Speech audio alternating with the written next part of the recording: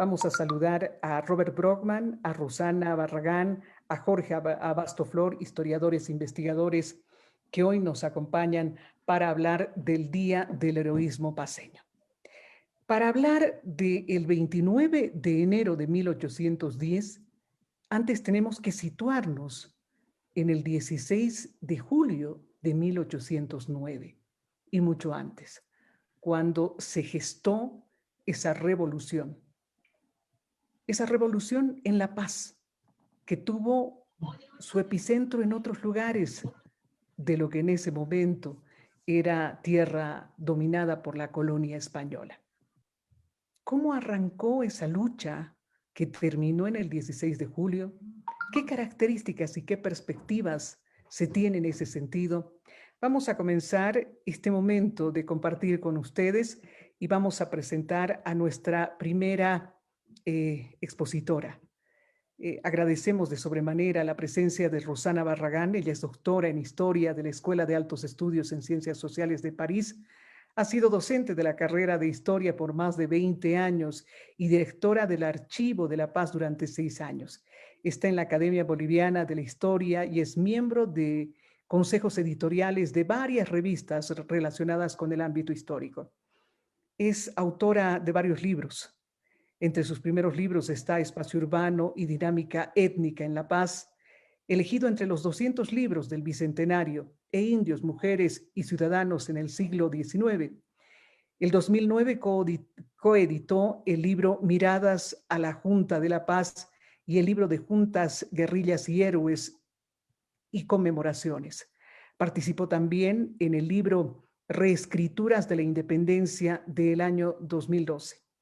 Recibamos a Rosana Barragán, que va a abrir nuestra cita con este conversatorio a propósito de esta semana donde nosotros estamos celebrando el heroísmo de estos grandes paceños.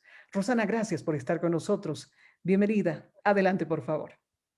Muchísimas gracias. Buenas tardes a todos. Y por supuesto, muchas gracias a la Biblioteca Municipal y particularmente a ti, Beatriz, que estás liderándonos a todos esta tarde. Yo quisiera en primer lugar compartir mi pantalla. Entonces, si es posible, ya ahora sí. Un minuto, si me tienen paciencia, ya. Y estamos. ¿Ven, no es cierto, la pantalla? Se ve perfectamente. Listo. Adelante, por favor. Bueno, yo he llamado mi intervención nuevas fuentes, entre comillas, y lecturas. Y mi intervención tiene que ver con 3 puntos, ¿no? En primer lugar, con las nuevas fuentes, que en realidad no son nuevas, eran bastante conocidas, sin embargo, son nuevas en general, para los bolivianos, porque se encuentran en Buenos Aires. Se trata de la documentación en Buenos Aires de por lo menos 30 cuadernos, 23 libros y aproximadamente 20,000 fojas, ¿no? Ponce Sanginés y Raúl García solo publicaron 3 de estas 23 libros empastados, y esto significa que lo que en realidad, cuando hablamos en general del 16 de julio, pues nuestro conocimiento, si utilizamos esas fuentes tan abundantes de Buenos Aires, se basan apenas en el 13% de esa información, ¿no? El segundo punto que voy a hablar es sobre el descalabro en la ciudad de La Paz a partir de septiembre y la movilización a Yungas a partir de entonces, y las promesas y las demandas y emergencia de un horizonte por qué luchar. Pero lo que me interesa primero, ¿no es cierto?, es mostrarles o darles un panorama muy rápido de estas fuentes. Aquí ustedes pueden ver una foto de la caja de la fuente que se encuentra en el Buenos Aires. Este es uno de los cuadernos. Y lo que me interesa básicamente es qué tipo de lecturas y qué tipo de argumentos podemos desarrollar o hemos desarrollado a partir de estas fuentes. En primer lugar, yo diría que en general la Junta se ha visto como la Junta de La Paz y las juntas como eventos básicamente circunscritos a las ciudades, ¿no? Y acá uno de los primeros argumentos en base a toda esta documentación es que se trata de movimientos urbanos rurales en los que se buscó muy explícitamente favorecer los trajines, el comercio amplio y el comercio popular. Se deja de cobrar, por ejemplo, la alcabala, que había subido del 4 al 6% en 1776, y en 1780 además se había subido el impuesto a la coca. Entonces, la Junta y el movimiento de 1809 está muy consciente de los, de los problemas que habían ocasionado estos nuevos impuestos y quiere, por lo tanto, ganarse también a gran parte de los actores en la ciudad de La Paz y más allá de la ciudad de La Paz.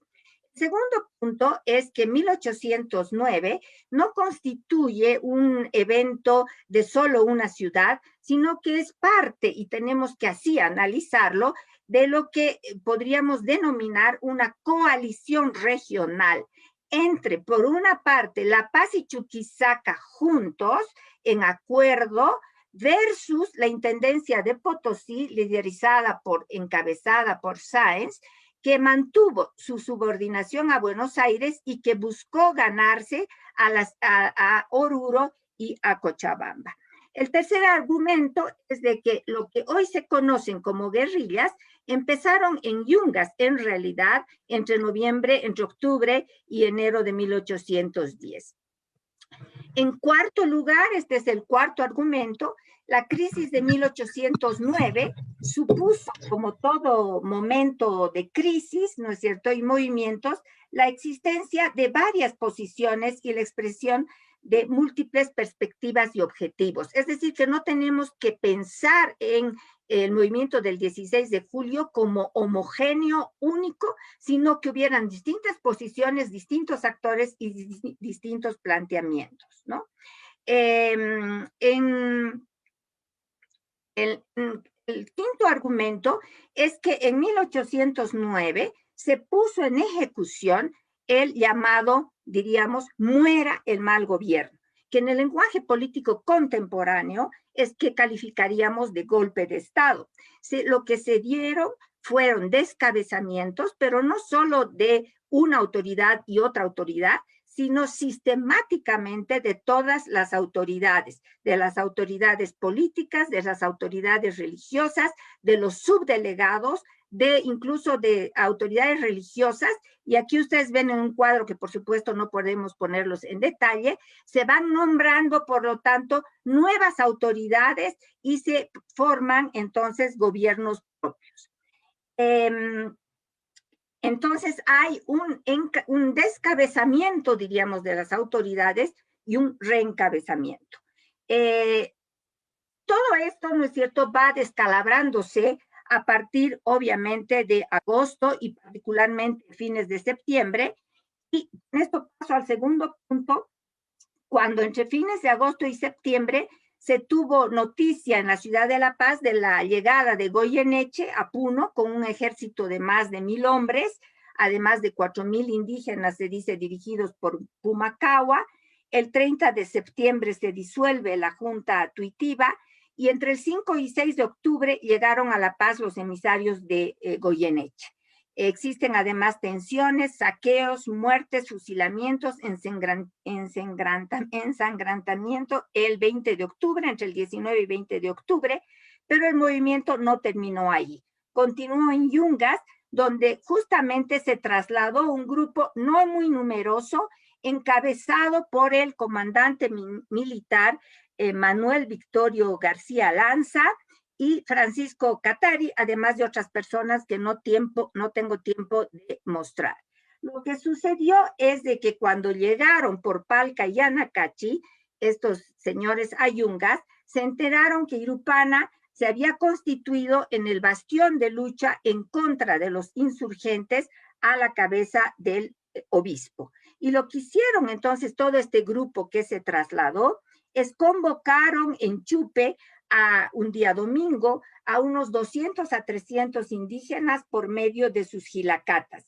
Se empezaron entonces a tejer estrechas alianzas con las poblaciones locales, buscando integrar a todas las poblaciones, y es interesante porque hay una participación territorial de los distintos lugares de Yungas, ¿no? Entonces aquí ustedes pueden ver, por ejemplo, está Chulumani, Chupe, Palca, pero cada uno está dirigido, ¿no es cierto?, por un comandante o por una persona, un cobrador de tributos, un capitán de indios, un alcalde pedáneo, pero todo esto es un movimiento muy bien organizado. Se trata, ¿no es cierto?, de una organización militar de miles de hombres de diferentes grupos, criollos, españoles, curacas, indígenas y negros, ¿no? ¿Cómo se movilizaron todas estas personas, ¿no? Aquí, por ejemplo, tienen una foto de una de las cartas que se dirigió al señor don Manuel Gemio, capitán comandante de naturales y negros de la subdelegación y comandancia de Coripata, ¿no? La gente obviamente ya, y con esto voy al cuarto punto, que es el punto un poquito más largo, se moviliza por diferentes razones, unas muy pragmáticas y otras no tanto. Los actores de la época nos dan datos muy interesantes. En primer lugar, hablan desde cientos de hombres hasta la movilización de 7,000 a 8,000 hombres. Recibían aparentemente algunos una es decir, una ración diaria, otros salarios, otros la posibilidad, dicen, de gozar de los ganados que sacaban de las haciendas, etcétera, etcétera. Lo que me interesa a mí resaltar son las promesas y las demandas que van surgiendo en este relacionamiento que hay entre Manuel Victorio García Lanza y todo, diríamos, todo el equipo que lo acompaña y todo este grupo de capitanes y líderes que están en Yungas, ¿no?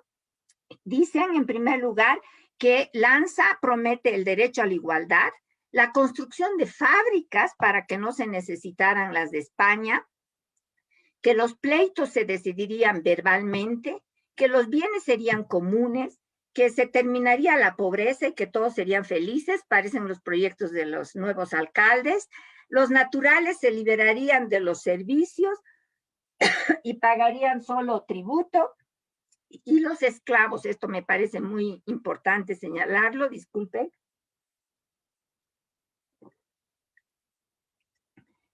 dejarían de serlo.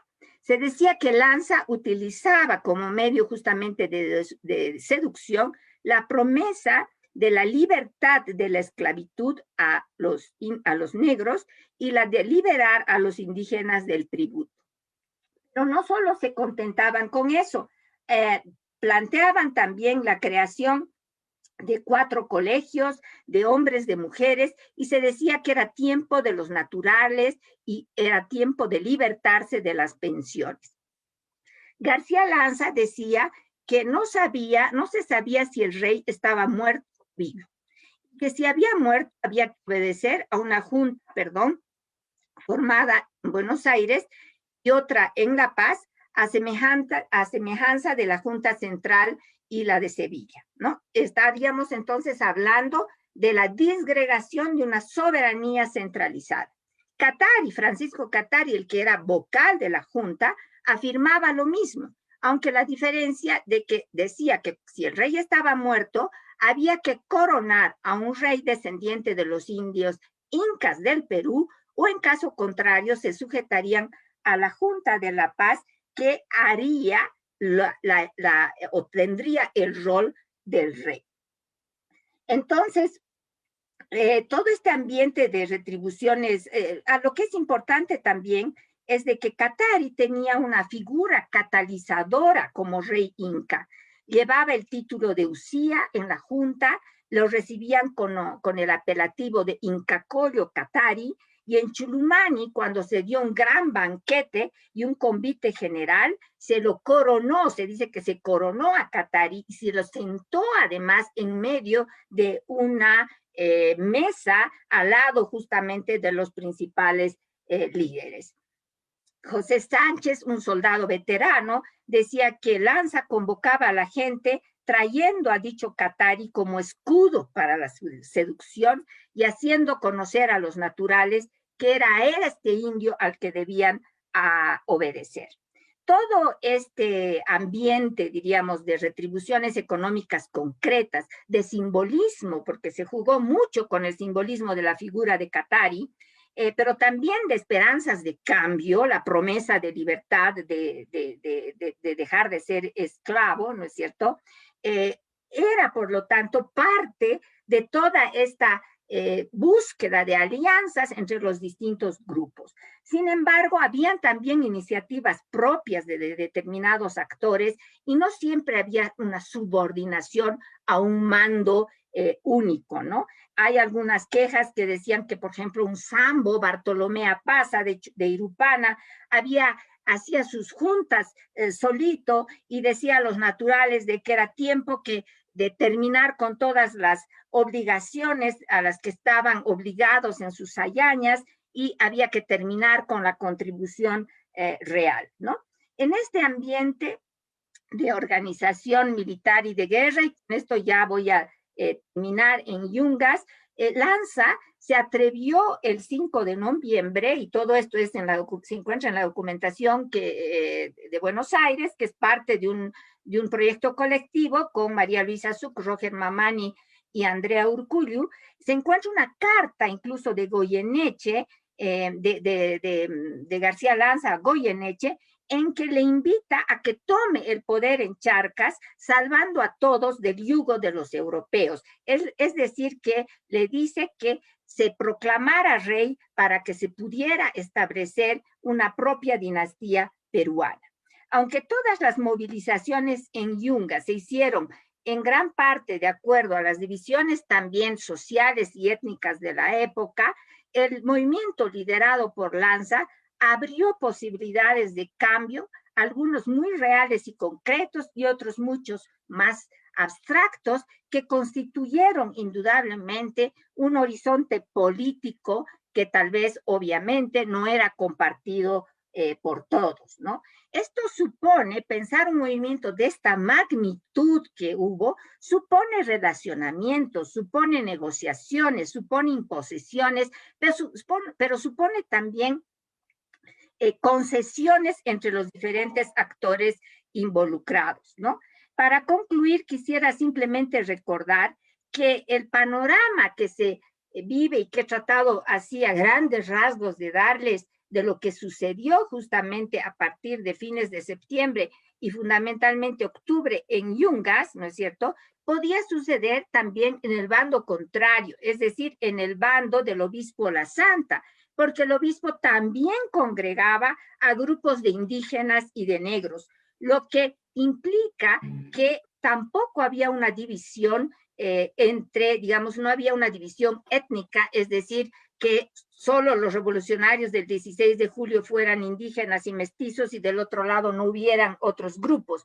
Siempre a lo largo de la Guerra de la Independencia, hubo grupos indígenas en ambos bandos, y es por eso que se habla también de una guerra civil, pero se llamarían en el futuro realistas y patriotas, y al final terminaría y culminaría muchísimos años después con la independencia. Eso es, gracias. Muchísimas gracias a Rosana Barragán por darnos digamos, las bases de la discusión y orientarnos en torno a cómo surgió la revolución del 16 de julio de 1809 hasta lo que ocurrió después, hasta llegar a un momento un poco crítico como es el 29 de enero de 1810. Muchísimas gracias. Vamos a cederle la palabra a continuación a Robert Brockman para seguir abordando esta temática. Él es periodista, nacido en Cochabamba, fue corresponsal de la agencia alemana de prensa dpa, trabajó en varias salas de prensa, editoriales y también como director y subdirector de varios medios de comunicación de bastante prestigio en el país y fuera de ello. es autor de El General y sus presidentes, obra por la que el año 2008 recibió la medalla Franz Tamayo, otorgada por la Asociación de Periodistas de La Paz. En el año 2012 publicó Tan lejos del mar, que recibió el premio Bautista Saavedra de la misma entidad. El 2017 publicó Dos disparos al amanecer, vida y muerte de Germán Busch, el libro más vendido en el 2017 y 2018. Es catedrático de Historia de la Universidad Católica Boliviana San Pablo. Fue oficial nacional de información en el Centro de Información de Naciones Unidas en Bolivia y recientemente presentó 21 días de resistencia, la caída de Evo Morales. Robert Brockman también nos acompaña para darnos su ponencia en torno a este tema que nos está congregando. Robert, gracias por estar con nosotros. Adelante, por favor. Muchísimas gracias, querida Beatriz. Es un verdadero honor compartir pantalla en este evento con Rosana y con mi amigo Jorge Abastoflor. Pues bueno, a mí me gusta siempre comenzar con los antecedentes y creo que porque nos ayudan a entender mejor las cosas. Y quiero comenzar con el antecedente, a ver, con varios de ellos. Uno que hasta el momento del estallido de la Revolución de 1809, más de 200 años nuestras tierras habían sido gobernadas por la dinastía de los Habsburgo, los Austrias, que cambiaron, que por problemas de descendencia no pudieron continuar con su dinastía, y la dinastía española cambió a los Borbones en 1776 y fue, digamos, un cambio de administración sumamente importante que habría de llevar a los cambios revolucionarios en última instancia. Lo que hicieron los Borbones fue hacer un ajuste de tuercas en la administración, ¿no? Que se había soltado, digamos, se había convertido en demasiado suelta durante la dinastía de los Habsburgo, y este ajuste de tuercas implicaba el hecho de cobrar más impuestos, ¿no? Ser más atentos a los temas administrativos, etcétera. Y como todo caía en cascada, los más afectados eran los indígenas, ¿no? De ahí salen las grandes rebeliones indígenas de 1780-81. Y posteriormente, en 1805, es bien importante, hay un intento muy importante de rebelión en La Paz, que no llega realmente a cristalizarse, pero ocurre una cosa que mencionó Rosana. Entre los planes de los insurgentes de 1805 en La Paz estaba el nombramiento de un inca, o sea, de un rey, de un soberano, ¿no? Eso era lo que se consideraba lo natural en aquella época, en caso de poder liberarse de la tiranía española. Entonces, en La Paz ya existía este antecedente de 1805, cuando sucedió en Europa, y esto siempre es importantísimo de mencionar y siempre nos olvidamos de hacerlo, la invasión de Napoleón a España. Napoleón Bonaparte, emperador de Francia, invade España, pues derroca a la realeza, al rey español Fernando VII, coloca a su hermano José I Bonaparte como rey, y eso provoca un desbarajuste gigantesco en España, de legitimidad del gobierno en España, y obviamente en el Imperio Español, y obviamente en las colonias españolas. ¿A quién se le debía la lealtad, no es cierto? Los americanos, ¿a quién le debíamos la lealtad? ¿Al nuevo rey colocado por Napoleón, a José I Bonaparte, o al antiguo rey de España, Fernando VII, que además era relativamente nuevo en el trono? Todo esto causa el desbarajuste, y entonces en España misma surge el debate de a quién le debemos la lealtad, y surgen las juntas, ¿no? Diversas juntas que se arrogan a sí mismas la legitimidad. Eso mismo sucede también en América. Hay enorme confusión en América, y en Chuquisaca va a suceder esto, donde van a llegar a la sede de la audiencia de Charcas, que es la máxima autoridad de nuestro territorio, los delegados supuestamente del rey o del sucesor, diciendo a quién se le debían las lealtades en ese momento.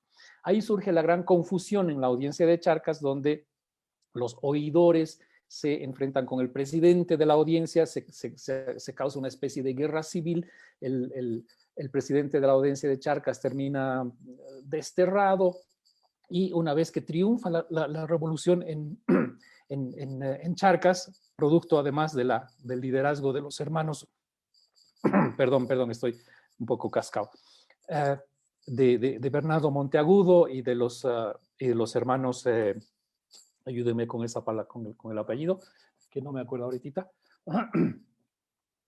Bueno, en todo caso, en Chuquisaca sucede esta rebelión y tiene lugar relativamente violentamente, porque hay como 30 muertos, ¿no? Se toma violentamente la casa del presidente de la Junta Tuitiva, y una vez que esta revolución, cuando se derroca al presidente de la Junta Tuitiva, se envían emisarios al resto de las ciudades bolivianas, que no son todavía bolivianas, sino de la audiencia de Charcas, para intentar comunicar el porqué de esta revolución. Y los que llegan a La Paz, y llegan a través del cura Medina, que está en Sicásica, es el sacerdote que está en Sicásica, y el cura Medina es un radical. Él realmente quiere hacer una revolución mucho más allá de lo que sucedió en Charcas. El cura Medina lo transmite a La Paz. En La Paz está Pedro Domingo Murillo, que encabeza lo que se va a llamar la Junta Tuitiva, que a su vez va a causar un evento parecido al de Chuquisaca, que va a ser en su primer momento y en su ejecución sumamente pacífico pero efectivo, porque se va a derrocar, a destituir a las autoridades españolas, y se va a establecer efectivamente la Junta Tuitiva con una proclama independentista de verdad, ¿no? Es decir, mucho más profunda que la rebelión en Chuquisaca. El éxito de la rebelión en La Paz es relativo, porque si bien ha tomado las instituciones, ¿no? La Junta está gobernando efectivamente. Sin embargo, hay importantes autoridades e incluso hay grandes disensos dentro de la misma Junta. Como bien ha dicho Rosana, había muy diferentes visiones dentro de la misma Junta. Muchos vecinos de La Paz no estaban de acuerdo con que se hubiera hecho esto y estaban de acuerdo con seguir siendo gobernados por España. Y una de las autoridades más importantes que se escapa de la Junta Tuitiva, que es una gran autoridad moral, es el obispo La Santa, que se va a Yungas, se establece, se hace fuerte en los Yungas, y desde allí encabeza una contrarrevolución.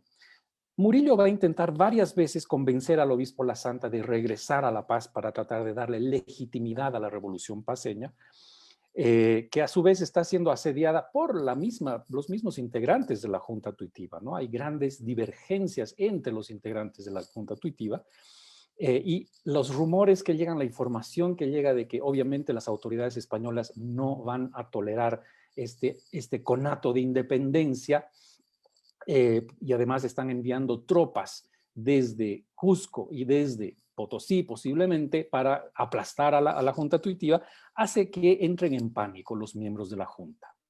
Y entonces, a fines de septiembre, hemos visto la revolución paceña tiene lugar el 16 de julio, muy efectivamente, y a fines de septiembre, apenas 2 meses después, la Junta decide desbandarse, ¿no? Están asustados, están en pánico porque saben que Goyeneche está viniendo desde Puno, Cusco, Puno.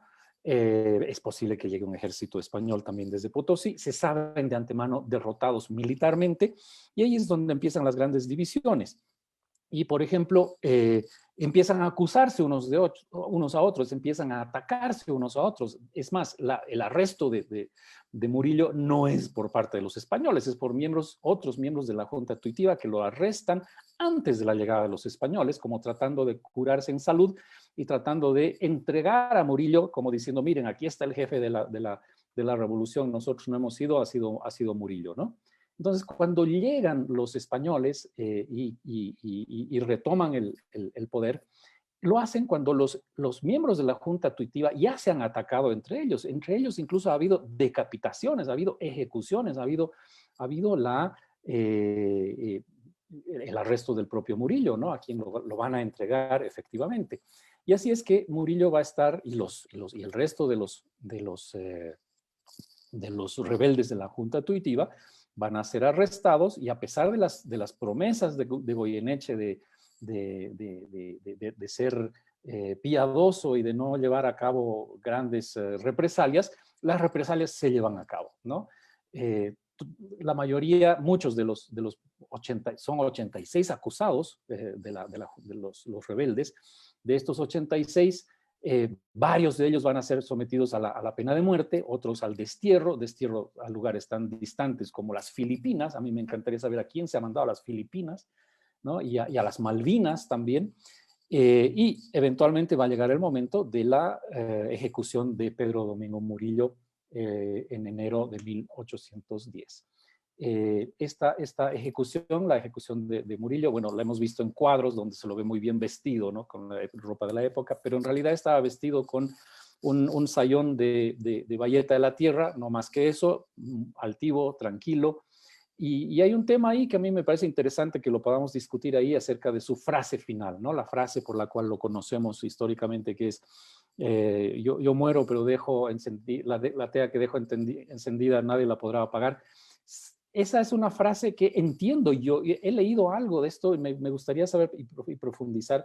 Entiendo que esta es una frase que no fue pronunciada por él, sino que la rescató mucho tiempo después y se le atribuyó, ¿no? Y hay muchas frases famosas de mártires, incluido Tupac Katari con aquello de volveré y seré millones, que no fueron pronunciadas en realidad por ellos mismos, sino que se les atribuyó y se les inventó, y obviamente en el discurso de la construcción de nación han quedado como las frases que los definen a estas personas, ¿no?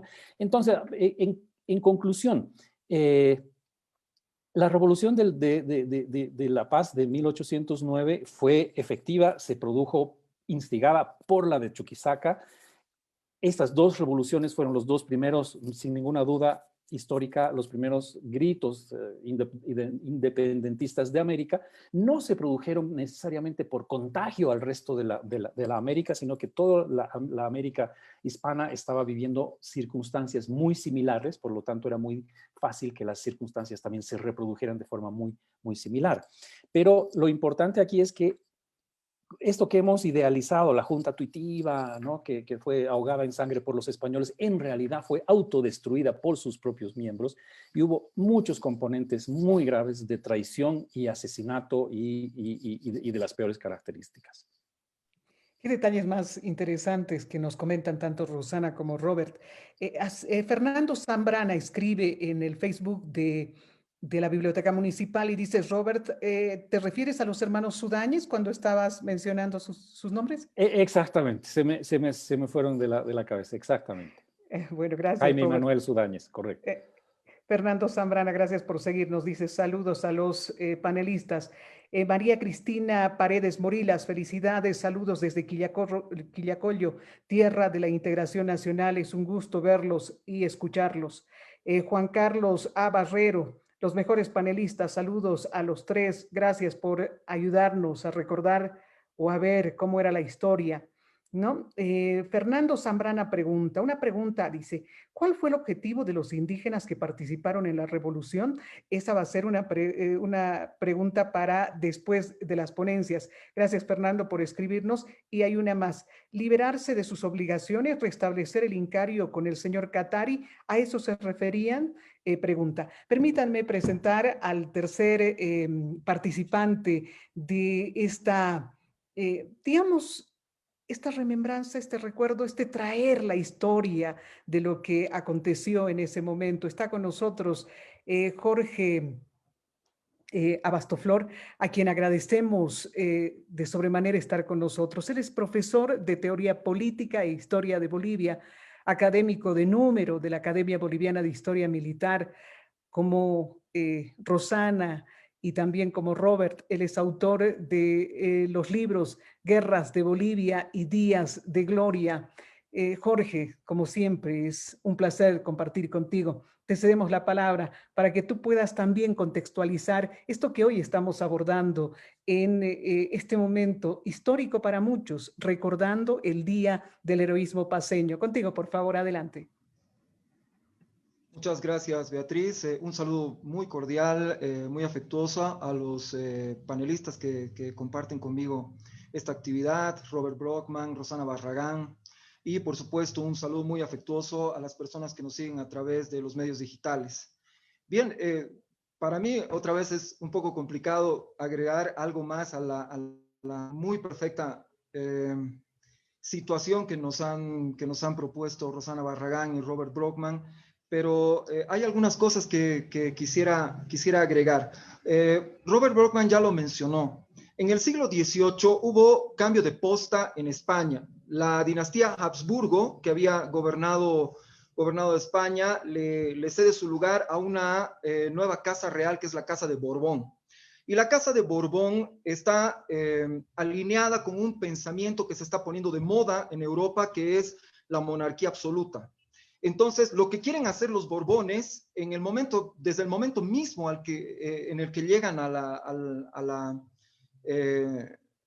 controlar la corona española, es organizar los territorios que dependen de lo que llamamos nosotros el Imperio Español, organizarlos de la forma en la que ellos creían que era conveniente, que era la monarquía absoluta. ¿Y eso qué significaba? Eso significaba una supercentralización de la administración pública dentro del Imperio Español. Es decir, antes de los Borbones, los territorios en el Imperio Español, ya sea que hablemos de América, ya sea que hablemos de la propia España peninsular o hablemos de Asia, los territorios de la corona española tenían una cierta autonomía que venía heredada precisamente de tradiciones medievales. Pero al llegar los Borbones quieren centralizarlo todo, quieren dominarlo todo, quieren controlarlo todo, reorganizan todo el territorio, establecen las intendencias, establecen las gobernaciones en sustitución de las antiguas gobernaciones, cambian el territorio de acuerdo a su concepción de aquello que pensaban que podía rendir mejor fruto, sobre todo para controlar el territorio militarmente, pero también para recaudar de mejor manera los impuestos y las contribuciones que legalmente estaban establecidas. Bien, esto obviamente causó un tremendo malestar dentro de los territorios, especialmente los territorios americanos. Causó un gran malestar en la Nueva España, la actual México, un gran malestar también en el Río de la Plata y por supuesto también en las provincias altas de Charcas. Causó un gran malestar. ¿Por qué? Porque se estaban metiendo con algo que ya estaba organizado hace siglos y que estaba funcionando bastante bien, que era el territorio, la organización política y administrativa. Entonces, allí es cuando comienza el divorcio de la población con respecto a la corona española.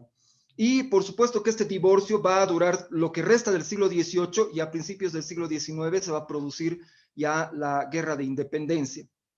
Ahora bien, dentro de todo este embrollo que es reorganizar el territorio, se van a producir eventos muy críticos. Entre esos eventos que vienen como producto de la reorganización está la rebelión de 1781 de Túpac Amaru, Tomás Katari, Túpac Katari, que van a golpear duramente a la corona española. La corona española finalmente se va a imponer de una manera muy sangrienta sobre estos levantamientos y ello va a dar origen ya al proceso revolucionario que va a venir después. Ahora, ya pasando a lo que es la revolución de 1809. Bueno, ya lo ha dicho Rosana Barragán, no es solamente la paz, es toda una coordinación que se da dentro de las provincias altas, que se produce de una forma más o menos sincrónica. Hay que tener en cuenta que en aquella época no había celulares, no había satélites, no había comunicación inmediata, entonces los eventos tienden a separarse por algunos días. Entonces, pero estos eventos tienen que ser considerados como simultáneos para los estándares de la época. Cuando se produce esta rebelión en Charcas, que curiosamente sucede antes de la rebelión de la Junta de Buenos Aires, que va a suceder un año después, en 1810, hay un primer avance en la Plata de los Charcas, en Chuquisaca, y después se va a producir el levantamiento del 16 de julio de 1809. Y por supuesto, como ya lo han explicado tanto Robert como Rosana, va a ser mucho más fuerte lo que se da en La Paz que lo que se da en Chuquisaca. Y yo tengo el convencimiento de que la diferencia en la fuerza de los dos eventos está dada por el hecho de que como producto de la revolución de 1781, de la rebelión indígena de 1781, la corona española dividió la intendencia de La Paz en dos partes, la partió en dos. La partió en dos a la intendencia y así de la nada apareció la intendencia de Puno y también a los años, poquitos años después, apareció la Real Audiencia de Cusco. Entonces, este evento traumático de 1781 tuvo una consecuencia directa, administrativa, política, que lastimó mucho a los paceños. Es decir, la Intendencia de La Paz quedó partida en dos. Y peor todavía, esa Intendencia de La Paz, que ya estaba dividida en dos partes, dejó una de sus partes en el Virreinato del Río de la Plata y la otra de sus partes, que era la recientemente nacida Intendencia de Puno, la dejó en el Virreinato del Perú. O sea que, solamente para complementar, en las normas de aquella época, si vivías en un virreinato, no podías necesariamente entrar fácilmente al otro virreinato. No era que podías hacer negocios, no era que podías intercambiar, no era que podías... Eso no sucedía, existían limitaciones. Entonces, digamos que la entidad que fue más lastimada como producto de la represalia de la corona española por los levantamientos de 1781 fue la Intendencia de La Paz, que, como ya expliqué anteriormente, quedó dividida en dos partes, y esas sus dos partes, una quedó en el Virreinato del Río de la Plata y la otra quedó en el Virreinato del Perú. O sea, era una partición total, era un desastre político-administrativo para lo que había sido la Intendencia de La Paz. Imagínense en ese momento cuántos problemas ha tenido que pasar la Intendencia de La Paz para reorganizarse políticamente, administrativamente, en la recaudación de impuestos. Es decir, ha debido ser un trauma tremendo políticamente y económicamente para poder continuar subsistiendo. Pero eso fue lo que pasó. Entonces, yo tengo la impresión, casi la plena seguridad, de que esta división que se produjo de la Intendencia de La Paz tuvo su consecuencia directa en cómo se produjeron los eventos de 1809. Bien, ya se ha hablado de la constitución de la Junta Tuitiva, también se ha hablado de las disputas internas que hubo al interior de la Junta, y por supuesto las rencillas que salieron entre las personas. Obviamente eran personas de distinta extracción, que tenían distinta ideología, distinta forma de pensamiento, que en el momento en el que se vieron confrontados con la realidad de que estaba viniendo un ejército desde el Virreinato del Perú y que los podía aplastar en cualquier momento, el estimado del ejército que se suponía que iba a entrar al territorio de las provincias altas era de 5,000 hombres. Solamente para hacer una comparación, 5,000 hombres fue la cantidad de tropas que disponía Andrés de Santa Cruz en el momento en el que se conformó la Confederación Boliviano-Peruana. 5,000 hombres era algo que dentro del territorio de las provincias altas, las provincias de Charcas, no se había visto. Era un ejército descomunal para la época. Entonces, por supuesto que tuvo que causar mucho miedo, y las personas obviamente intentaron buscar algún tipo de arreglo. Pero lo que yo quiero destacar es que, aparte de lo que ya se ha mencionado, la Junta tuvo todavía la capacidad de gobierno de poder conformar un ejército y llevarlo hasta Chacaltaya y enfrentar al ejército de Goyeneche en las alturas de Chacaltaya el 24 de octubre de 1809. Entonces, fue capaz todavía la Junta, tuvo la suficiente fuerza, la suficiente legitimidad como para llevar un ejército. Y aquí quiero hacer una precisión. Siempre cuando hablamos de la guerra de independencia, hablamos de guerrillas, hablamos de republiquetas, hablamos de movimientos irregulares de parte de la población que se enfrenta a los ejércitos de la corona española, los ejércitos realistas. La verdad es que las guerrillas son el producto de la desintegración de ejércitos. Y en el territorio nuestro, así como hablamos de 3 ejércitos o 4 ejércitos auxiliares argentinos, así como hablamos de un ejército realista del Alto Perú y otro ejército realista del Perú, por alguna razón que no logro entender, de repente los ejércitos de Charcas desaparecen de la historia y solamente se le da espacio a las guerrillas, ¿no? Y bueno, el primer aspecto el punto de partida de la guerra de independencia para lo que el territorio que actualmente es Bolivia es precisamente esto que es la batalla de Chacaltaya de 24 de octubre de 1809. No es un enfrentamiento largo, de hecho las tropas de la corona española van a aproximarse, van a hacer algunos disparos, y en muy poquito tiempo esta fuerza militar se va a desintegrar para pasar a la lucha de guerrillas en los territorios de los yungas, y ahí vamos a tener los combates de Machamarquí, Irupana, Chicaloma, que ya los explicó Rosana Barragán. Pero la guerra propiamente dicha, la guerra de independencia para nuestro país, comienza ese 24 de octubre de 1809 por un ejército que es puesto en el campo de batalla por la Junta Tuitiva, haciendo una demostración, quizás la última demostración de su capacidad de organización y de su legitimidad. A partir de ese momento, y por eso es importante la frase que se le atribuye a Pedro Domingo Murillo, la tea que dejo encendida,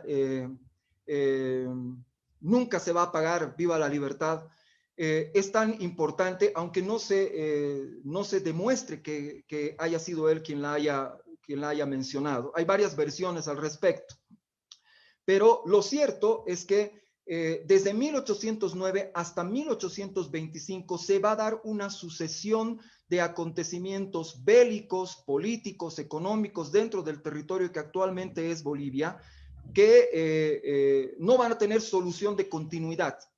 Mientras que desde 1781 hasta 1809 hay varios baches en el recorrido histórico. Desde 1809 hasta 1825 no existe solución de continuidad en lo que se refiere a la guerra de independencia, y podríamos citar varios enfrentamientos solamente en el territorio que es considerado en aquella época la Intendencia de La Paz, y que nos demuestran a través de varias acciones que la lucha no se detuvo desde 1809 hasta 1825.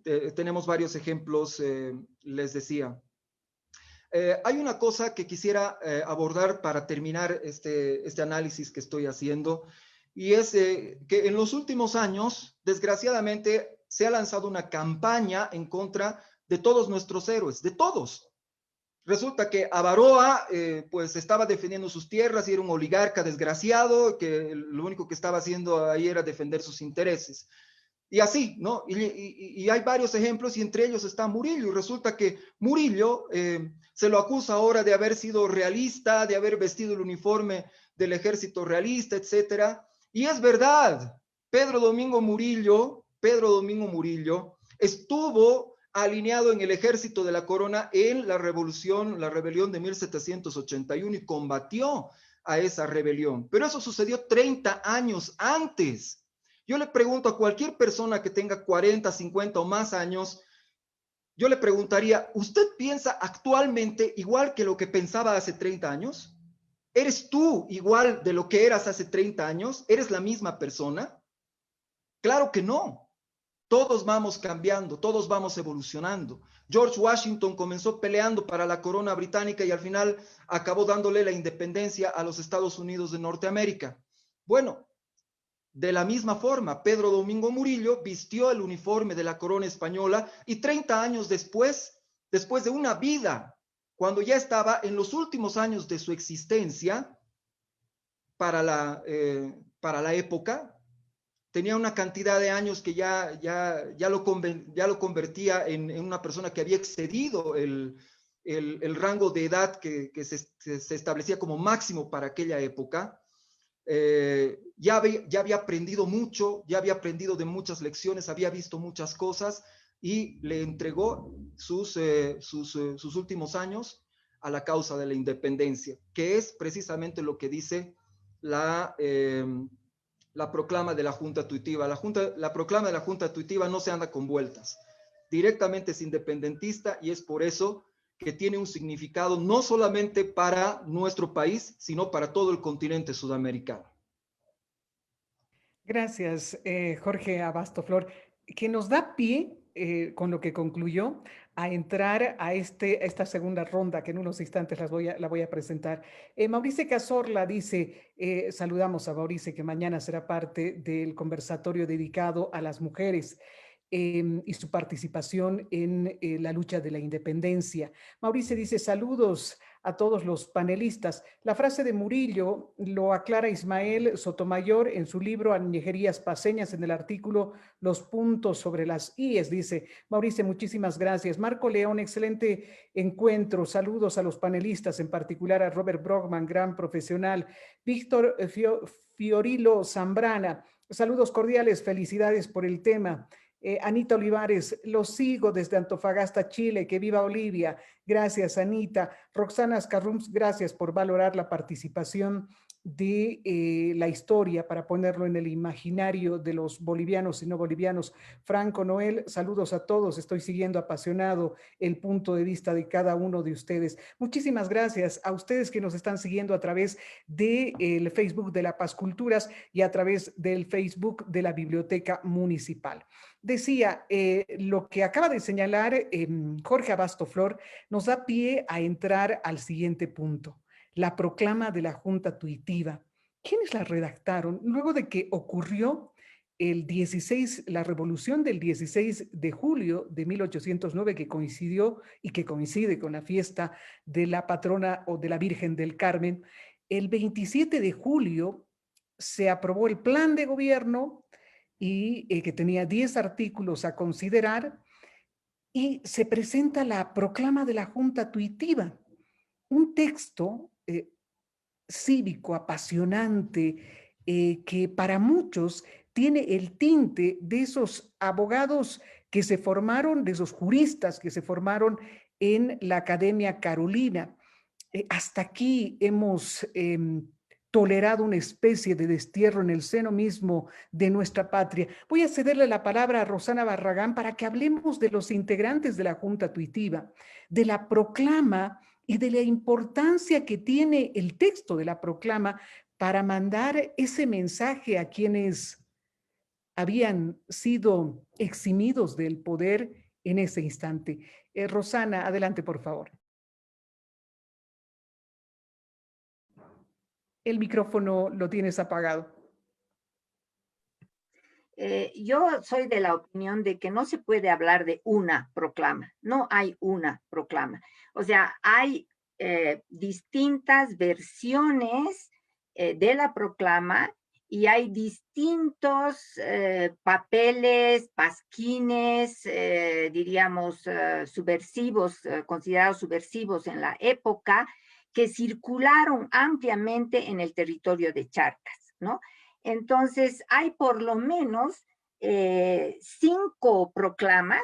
Las 5 versiones tienen 7 párrafos, o sea, son más o menos la misma, pero hay diferencias entre una y otra, pero diferencias que tienen muchos sentidos. Hay proclamas que son mucho más realistas y hay otras proclamas realistas, o sea, a favor del rey, y hay otras proclamas que son mucho más radicales, ¿no? Esto nos daría pie también para hablar de qué significaba la independencia, ¿no? O sea, porque muy fácilmente hablamos de que la Junta o esos movimientos fueron los primeros gritos independentistas en toda América, pero las juntas se forman, de hecho, en toda América desde 1808, o sea, a partir de la creación de la Junta en España, se van formando juntas en todas partes, en México, en Montevideo, en Caracas, etcétera. Entonces, esto de la idea que tenemos, ¿no es cierto?, que Bolivia es el primer grito revolucionario, es un poco, diríamos, no tan verdadero, o sea, y no tenemos por qué sentirnos menos que sea así, digamos, ¿no? O sea, hay varios temas de debate. Entonces, pero volviendo al tema de la proclama. Entonces, hay como 5 variantes, 5 proclamas. No voy a hablar de la proclama fabricada, que es la que ha analizado también justamente Javier Mendoza, porque efectivamente es una proclama que se la fabricó con firmas, pero no quiere decir que la proclama no existiera en su momento y en su época. Más bien, se han encontrado proclamas en distintos expedientes judiciales. Por eso me parece a mí importante siempre, y por eso en mi participación he hablado de las fuentes. Hay que ir a nuevas fuentes, hay que hacer más investigación, porque si no, repetimos exactamente lo mismo cada año, ¿no? Entonces, por ejemplo, hoy sabemos que esa proclama que la estudió Mendoza es una fabricada, efectivamente, pero eso no quiere decir que no hubo otras proclamas, unas más realistas, más en favor del rey que otras, ¿no? Por ejemplo, el destierro en el seno mismo de nuestra patria más o menos se encuentra en todas, ¿no? En todas las versiones. Estoy hablando ya de los párrafos que la proclama tiene 7 párrafos, ¿no? El segundo párrafo, hay una versión, diríamos, más a favor de realista, que habla de la libertad inmolada a la tiranía de déspotas ya.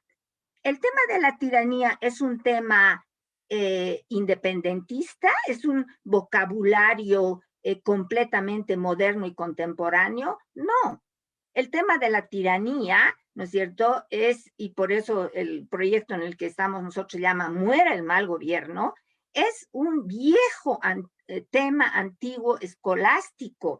Hay incluso tratados de que hay que matar, o sea, que legitimaban incluso el asesinato de los tiranos. Entonces, no es que cuando se dice tirano es automáticamente que es independentista, ¿ya? En la otra, más radical, dice, sin embargo, la libertad inmolada de un usurpador injusto. Esa es mucho más radical. No está hablando de la tiranía, pero está hablando de un usurpador injusto. Y esa idea del usurpador injusto se encuentra además en otro documento que es muy importante y que circuló en la época y que fue Goyeneche además, y todo esto lo vengo diciendo otra vez de esta nueva documentación, la mandó, es el diálogo entre Fernando VII y Atahualpa, ¿no? Este es el diálogo, hermoso diálogo, donde se encuentran en los Campos Elíseos, que era una especie de diríamos, previo al infierno, pero un lindo lugar donde se encuentra justamente el Inca y Fernando VII, los dos se supone que están muertos, y a lo lejos lo divisan y empiezan un diálogo. Y entonces le dice, ¿quién eres tú? Y el otro le dice, hay un rey que me ha usurpado mi territorio. Y entonces empiezan a hablar, el Inca le dice a Fernando VII, y Fernando VII, el rey, le dice, ¿quién es? A mí también me han usurpado mi territorio, pero los franceses, etcétera, etcétera. Entonces, hay una serie de documentos que unos son más fidelistas, y fidelistas quiere decir fieles al rey, es un término que se utilizaba en la época y se utiliza en muchas de la literatura. Por otro lado, hay otra, en la proclama más, diríamos, más fidelista, se dice elevar ante Fernando VII, en uno de los párrafos, los desgraciados procedimientos de unas autoridades libertinas. Es decir, se está hablando de un mal gobierno. Pero en la otra más radical se habla de sacudir el yugo funesto a nuestra felicidad. Entonces, la proclama no es una, y aunque tiene los 7 párrafos, las distintas versiones, hay diferencias sutiles que marcan posiciones políticas distintas, ¿no? Yo quisiera también recordar que la forma en que interpretamos la revolución del 16 de julio ha cambiado en el tiempo. Lo que estamos hoy interpretando no es lo que existía en el pasado, ¿no? el libro, por ejemplo, de José Manuel María Pinto, La Revolución de la Intendencia de La Paz, que fue además difundida ampliamente por el MNR en 1952, que fue de hecho uno de los libros publicados por Ponce San Ginés, planteaba que era una revolución democrática y planteaba, porque tenía un gobierno ejecutivo y un parlamento que sería la Junta.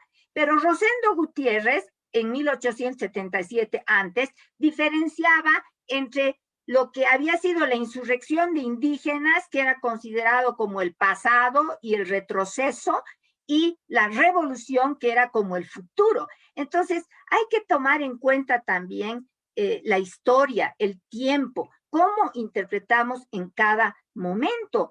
La Junta, actores que han intervenido muchas veces en la Junta se han visto como fundamentalmente mestizos y criollos. Es recientemente que estamos hablando de la incorporación de los indígenas y en general la población indígena y los líderes indígenas. Por ejemplo, un historiador muy respetado y muy conocido como es Roberto Choque, si él estuviera todavía con nosotros, y su tesis la dice claramente, los revolucionarios no tenían nada de revolucionarios. Él lo planteó en 1980 en su tesis.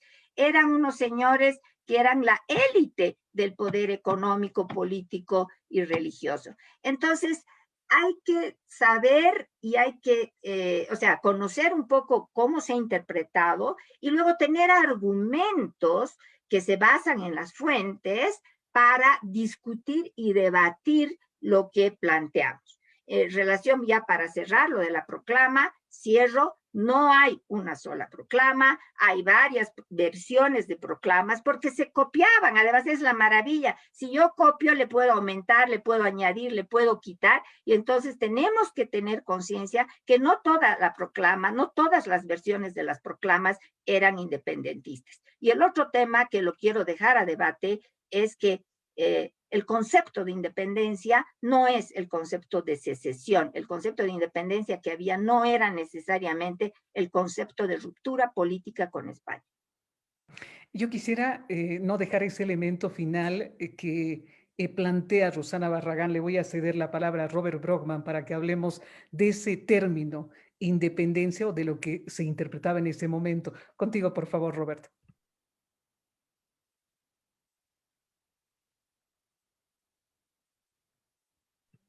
Adelante, Robert. Sí, perdón, estaba con mi micrófono trabado. Bien, gracias, Bea. Yo simplemente quiero subrayar un par de cosas muy interesantes que ha dicho Rosana. Yo creo que la proclama debe ser uno de los documentos más bellos de nuestra historia, ¿no? Yo creo que es muy comparable a la proclama de la independencia de Estados Unidos, que es otro documento bellísimo. Y nuestra proclama de la Junta Tuitiva es infinitamente superior y más lindo y más decidor y más expresivo que la proclama de la independencia nacional, que es un mamotreto con un lenguaje espantosamente formal y exagerado, etcétera. Simplemente eso, por una parte. Por otra parte, sobre el tema de la independencia, efectivamente yo creo que existían muy diferentes ideas entre sí, entre la gente que participó en las guerras de la independencia, pero también una idea muy diferente de independencia de la que tenemos actualmente. Eso es lo que mencionaba Rosana, y yo le doy absolutamente toda la razón. Para empezar, por el hecho de que cuando se dieron estos intentos, por ejemplo, en el intento mencionado ya de 1805 y también en el de 1816, se hablaba de nombrar a un monarca, ¿no? Es decir, nombrar a un monarca, en este caso, Katari, como el descendiente de los incas, el sucesor de los incas. Mucho más tarde, ya cuando estamos casi llegando a la independencia en 1824-25, desde la Argentina se hace un intento, desde lo que va a ser la Argentina, ya recientemente se convierte la Argentina, se va a hacer un intento por reclutar un rey europeo como monarca de estas entidades recientemente liberadas e independizadas, ¿no? Y estas gestiones van a ser relativamente exitosas y se va a buscar y reclutar a a un monarca, a un rey, a un príncipe en realidad de Baviera. Baviera era uno de los reinos alemanes. Y estaba todo firmado, apalabrado, listo para venir a que este rey viniera a gobernar estos lugares, estas nuevas repúblicas. Todavía tampoco se tenía la idea de que iban a ser repúblicas, es decir, se estaba buscando un rey, ¿no? Entonces, no existía la idea concreta de qué exactamente era lo que queríamos. Si queríamos ser entidades independientes, y dependiendo ahí de qué cosa entendemos por independencia, no necesariamente repúblicas. Yo creo que la idea de la república recién va calando en la mentalidad de los latinoamericanos con el tiempo y gradualmente. Existía la idea de que una república era de repente una idea un poco demasiado radical y por lo tanto había que buscar la posibilidad de traer un monarca. Entonces se intenta traer al monarca bávaro, la idea no prospera, pero estaba ahí. Incluso no nos olvidemos que el propio Bolívar, ya más tarde, cuando ya éramos repúblicas independientes, él intenta crear y consolidar la idea de la presidencia vitalicia, ¿no es cierto? Es decir, sin alternabilidad de poder ni de mando. Entonces, ¿qué es un presidente vitalicio si no es otra cosa que un rey, digamos, ¿no? Prácticamente. Entonces, si no existía la idea cabal que tenemos y moderna y contemporánea que tenemos de república, también hay que preguntarse qué es lo que entendíamos por independencia. ¿Independencia de qué? ¿En qué grado? ¿No? Por otra parte, es también muy importante para entender este concepto la idea de Estado-nación. La idea de Estado-nación no aparece en los anales de la historia hasta aproximadamente 1815, que es cuando terminan las guerras napoleónicas, con la derrota de Napoleón, y se crean las actuales fronteras de los estados europeos, ¿no? Hasta ese entonces, cuando tú nacías en Europa, por ejemplo, y también en las colonias americanas, si tú nacías en el centro de Europa, por decirte, o en cualquier lugar de Europa, tú eras súbdito de un monarca. Tú no eras ciudadano de un lugar. Entonces, si ese monarca se casaba con alguien y resulta que tu territorio era entregado como dote a la novia, tú cambiabas de monarca y podías cambiar de monarca y de soberano 3 veces en el curso de tu vida, ¿no? Tú no tenías una nación, tú no tenías una nacionalidad, no tenías una bandera, tú tenías un monarca. Y eso sucede también con nuestras colonias. No nos olvidemos que a la audiencia de Charcas le cambian de jurisdicción del Virreinato de Lima al Virreinato de La Plata sin hacerle absolutamente ninguna pregunta a nadie. Es una decisión que toma unilateralmente el rey. Conforme se van declarando las independencias y consolidando los estados nacionales en Sudamérica, nuestra audiencia de Charcas, que luego va a ser Bolivia, es como un espacio en un rompecabezas que va a ser la última pieza que se va a llenar, ¿no? Entonces, cuando llega nuestra independencia, todas las demás naciones ya están conformadas y las fronteras, por lo tanto, están dictadas de alguna manera ya por fuerzas ajenas a la nuestra. Entonces, ahí también tenemos que preguntarnos, ¿independencia de qué? Porque teníamos la disyuntiva de declararnos parte del Perú o declararnos parte de la Argentina o declararnos una entidad independiente, ¿no? Y ahí es donde yo creo que es un tema de discusión absolutamente abierto, la idea de independencia, de decir, realmente independiente respecto de qué, independiente respecto de España, independiente respecto de los territorios que nos rodeaban, porque tampoco eran entidades plenamente consolidadas en su momento. Es decir, es un momento históricamente y conceptualmente muy fluido, ¿no? Donde solamente la historia y los hechos que se van dando son los que nos colocan ante la posterior consolidación del Estado boliviano a partir, digamos, de 1841, diría yo, con unas fronteras más o menos bien definidas y con una idea de independencia, porque no nos olvidemos que hasta el 41 todavía existía la posibilidad de que pudiéramos ser parte del Perú. Entonces, independencia, soberanía, fronteras, todas esas cosas estaban muy en flujo en ese momento y especialmente en 1809, ¿no? En 1809, cuando recién explota el Puchichi, podríamos decir así, las ideas son muy dispersas, no se sabe, no hay nada, nadie tiene la idea ni el concepto, ni la noción siquiera de que dentro de 16 años íbamos a ser una república independiente, ¿no? No se sabía a dónde iba a llevar esto. Era una jugada como una apertura de billar donde lanzas la primera pelota y las demás se dispersan absolutamente y tú no sabes a dónde van a llegar y cómo se van a conformar. Ese es el 1809. Gracias, Robert. Mauricio Cazorla dice, estoy de acuerdo con la doctora Barragán porque son varios documentos y no eran revolucionarios. Cavi Rapao dice, por favor, suban el video. Lo vas a tener en la página de la Biblioteca Municipal y también en La Paz Culturas. Nos escribe además, a propósito de lo que decía hace un instante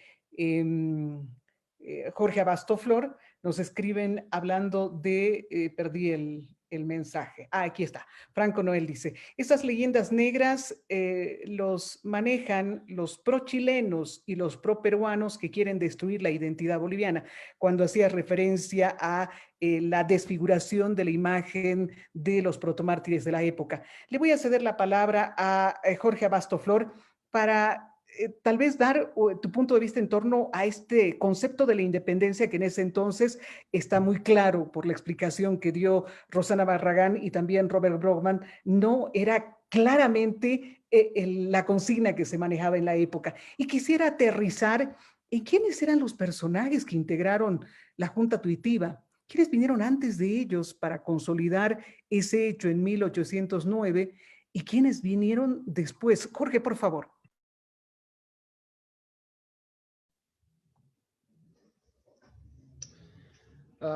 Bien, para mí independencia. No es que el concepto sea extraño en ese momento. Ha terminado Estados Unidos ya su proceso de independencia, entonces ya existe Estados Unidos, existe esa república en Norteamérica y después también existe la experiencia de Haití. Entonces no es que es algo nuevo, no es algo que está apareciendo recién y que... No, existe la figura de la independencia, de un proceso de independencia completo que ya se ha logrado en Norteamérica y este otro proceso de independencia que se ha logrado en el Caribe. Entonces, la idea de independencia no está fuera de la agenda política en ese momento. Ya existe. Puede uno decir que Estados Unidos no era obviamente la potencia que es actualmente y su independencia estaba muy, pero muy acechada por varios peligros en aquel momento. Lo mismo con Haití, pero las experiencias ya se produjeron, entonces la independencia sí que está en la agenda política en aquel momento. Y por supuesto están los agentes internacionales, o sea, esto no es algo que está pasando en España, en los territorios españoles, en lo que llamamos nosotros el Imperio Español. Esta es una guerra, un tablero global en el que se están moviendo muchas fichas, donde la corona inglesa tiene muchos intereses, pero además un deseo supremo de venganza por el apoyo que le ha dado España y Francia a la independencia de los Estados Unidos, un apoyo material, económico y militar muy importante, sin el cual Estados Unidos no se hubiese independizado. Inglaterra tiene la necesidad de igualar el tablero, necesita igualar las cosas en esta competencia internacional que hay con respecto al predominio global. Y por supuesto, esos agentes están hablando, están conspirando con la idea de separar territorios dentro de Sudamérica. Y eso es algo que los propios españoles están conscientes, es decir, los españoles saben que existe un movimiento frontal de parte de Inglaterra para lograr la secesión de varios territorios del Imperio Español. Ya han tratado de hacerlo el año de 1808 cuando invadieron 2 veces el puerto de Buenos Aires. Ya lo intentaron 2 veces. Entonces, pensar que la independencia no está en la agenda, yo creo que no se ajusta a la realidad del periodo.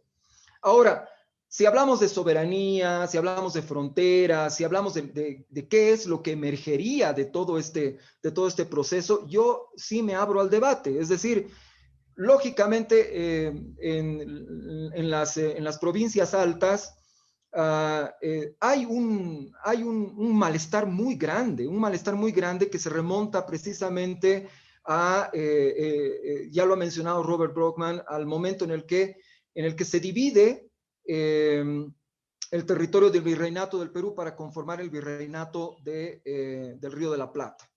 Y en aquella circunstancia, La Plata de los Charcas debía haber sido la capital de ese virreinato. Debía haber sido. No Buenos Aires, que es un puerto, que no tiene nada más que ser un puerto. No tiene ningún desarrollo cultural, no tiene una experiencia política, tampoco tiene una experiencia militar como se ha reunido dentro del territorio de las provincias altas, dentro del territorio de Charcas en aquella época. Y de repente Buenos Aires acaba siendo la capital del nuevo virreinato. Eso obviamente causó tremendos problemas aquí. Por todos los aspectos, desde todo punto de vista, que no sea solamente una visión geopolítica, desde todo punto de vista, La Plata de los Charcas debió haber sido la capital del nuevo virreinato, pero no lo fue. Entonces, eso causó una necesidad muy grande de poder contestar al poder de la corona española. Entonces, allí yo más bien me pongo del otro lado. Independencia sí. Y ya habían ejemplos exitosos de procesos independentistas, y en este preciso momento es que se está redibujando el mapa mundial, y obviamente está comenzando la era de las repúblicas. Entonces, allí yo me inclino más bien por el tema de la independencia. Acerca de la junta tuitiva, Rosana está pidiendo la palabra. Adelante, Rosana, te escuchamos. El micrófono no se te escucha. Luego volveremos para el cierre de la idea con Jorge Abastoflor. Adelante, Rosana. No, simplemente para alimentar y condimentar el debate, ¿no? Yo, a ver, estoy de acuerdo, o sea, hay una serie de términos que se utilizaban desde el siglo XVI y se utilizan hasta hoy, ¿no? Pero los términos y lo que denotan, por un lado, han ido cambiando de sentido. Por el otro, son contextuales, es decir, depende en qué momento se utiliza, cómo y de qué forma, ¿no? Estoy de acuerdo con Jorge en que el sentido de independencia como ruptura política, a partir del ejemplo de la independencia de Estados Unidos, estaba presente. Estoy totalmente de acuerdo, ¿no? Pero también creo que hay que reconocer que el sentido de independencia como ruptura política y como lo que se dio después de 15 años, no fue lo mismo, ¿no? O sea, el sentido de independencia en 1809 no era tan claro ni estaba tan generalizado como lo estuvo mucho después. Es decir, que también se van madurando las ideas, no solamente las ideas, sino los procesos también. Si uno revisa toda la documentación de 1809, en general, y de hecho hay un artículo de la historiadora, la gran historiadora de las rebeliones indígenas, que se llama sobre la Junta de 1809, es un artículo ya antiguo, pero se llama Por el Rey, la Religión y la Patria, ¿no? Y Marta Jurowski comparte esa visión, es decir, que para ellas las juntas no eran de ninguna manera rupturistas, revolucionarias ni independentistas, sino que estaban defendiendo, ¿no es cierto?, la posición, y aquí voy a utilizar otra vez la independencia de acuerdo al contexto, la independencia justamente de España y de América en relación a Francia y Bonaparte. Entonces, de acuerdo al contexto, el término independencia adquiere sentidos distintos y que va cambiando en el tiempo, ¿no? Entonces, eso es como y estoy de acuerdo con Jorge que existía también ese sentido independiente de ruptura política, diríamos, ¿no? Y lo mismo sucede con el término de república, con el término de revolución, con el término de nación, ¿no? El término de nación que existía en el siglo XVI es absolutamente distinto al término de nación que existe hoy en día. Las naciones, y entonces ha cambiado, es distinto. República, por ejemplo, tomemos el caso de república que nos puede interesar. República, se hablaba de república desde el siglo XVI, pero la república era el cabildo, eran las autoridades del cabildo, eran las autoridades del cabildo, ya sea indígena o ya sea español. Entonces, existe esa idea de república, pero no es la república que conocemos después. Y ahí también para complementar, Hilda Sábato tiene un libro que está haciendo furor en todas partes sobre las repúblicas en América Latina y las naciones, y ella dice que América Latina ha tenido un rol pionero en todo el mundo y particularmente frente a Europa en la creación de las naciones y en la creación de las repúblicas, porque fue en América Latina donde se crearon repúblicas y naciones, mientras que Francia volvió a la monarquía y muchos de los países volvieron a la monarquía, ¿no? El tercer punto, tal vez, que sí habría que discutir, ¿no es cierto?, es que es de discusión junto con estos términos conceptuales. Y a propósito, quiero decir que hay varios diccionarios y estudiosos que han hecho diccionarios sobre el uso de estos términos en toda América Latina en diferentes momentos históricos. Entonces, creo que esos son absolutamente fundamentales también revisar. El otro tema que está en debate es también del régimen borbónico, ¿no? Porque yo he aprendido y he estudiado en la universidad con la consigna de que el régimen borbónico fue una segunda colonización. Eso fue lo que yo he aprendido. Pero también hay toda una literatura que, por un lado, ha cuestionado esa visión y por el otro lado ha matizado. Hay, por ejemplo, una economista argentina muy conocida que se llama Alejandra Irigoyen, que ha escrito un artículo que se llama Negociando el absolutismo, ¿no? Y lo que ella plantea es que, claro, seguramente en España querían hacer políticas mucho más centralizadoras, absolutistas, etcétera, etcétera, pero otra cosa fue la práctica. Acá todo se modificaba también y una era lo que habían pensado y soñado y otra era lo que realmente resultaba en las tierras americanas. Entonces, desde ese sentido también se ha cuestionado esta visión del régimen borbónico. Finalmente, para terminar, yo creo y coincido con Roberto Brockman en que las proclamas, otra vez en plural, el texto de las proclamas, cualquiera de ellas son bellísimas, pero en ninguna se habla de independencia, ¿no? O sea, ojo, se habla de la patria, se habla, etcétera, etcétera, pero en ninguna aparece la palabra independencia. Pero estoy de acuerdo totalmente que es un texto absolutamente hermoso en todas sus versiones, ¿no? Y el diálogo de Fernando VII y Atahualpa, que también recomiendo a la audiencia que no lo conozca, que es muy fácil de acceder ahora online, es también tremendamente hermoso, porque está hablando un rey, el rey español depuesto por Bonaparte, con el rey incaico depuesto por los españoles. Entonces es un documento también hermoso y que circuló y salió de La Paz, que lo mandó Goyeneche a otro lado. Y es un documento larguísimo que les recomiendo a todos que tengan la oportunidad de leerlo. Gracias, Rosana. Marcelo Eguino dice saludos desde Estados Unidos. Muchas gracias por todo lo que nos están enseñando. Daniel Bernardo Oropesa Alba, mis felicitaciones a los panelistas por su notable reflexión en torno a los sucesos revolucionarios de 1809. Es un conversatorio muy enriquecedor realmente. Voy a cederle la palabra brevemente a Jorge Abastoflor para que cerremos la idea y luego me iría con Robert Brockman para hablar, para contestar algunas preguntas y para hablar de la conformación de los miembros de la Junta Tuitiva. Contigo, por favor, Jorge. Sí, muy brevemente nada más.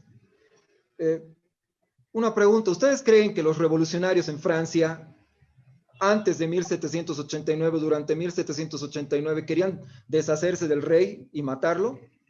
Les aseguro que no. Las cosas comienzan de una manera y terminan de otra. No hay ningún plan que resista el campo de batalla. No existe un plan que resista el campo de batalla. Y lo que se desató el 16 de julio de 1809 fue la guerra de independencia. Y eso ya lo dije en mi primera exposición. Si no, no hubiese habido un ejército en Chacaltaya el 24 de octubre de 1809. Ahí comenzó la guerra de independencia.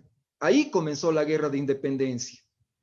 Y desde ese momento hasta 1825, sin solución de continuidad, se dieron eventos bélicos, políticos, militares, económicos, muy importantes que al final acabaron con la independencia de varios países, incluyendo el nuestro. Entonces, ok, o sea, yo estoy de acuerdo en que hay que revisar los documentos, pero también hay que pararse un poco y analizar la realidad. ¿Qué fue lo que pasó? Pero lo que pasó se ve en los documentos. Lo que pasó se ve en los documentos. Y hablamos de procesos de independencia, no de algo que se da de la noche a la mañana.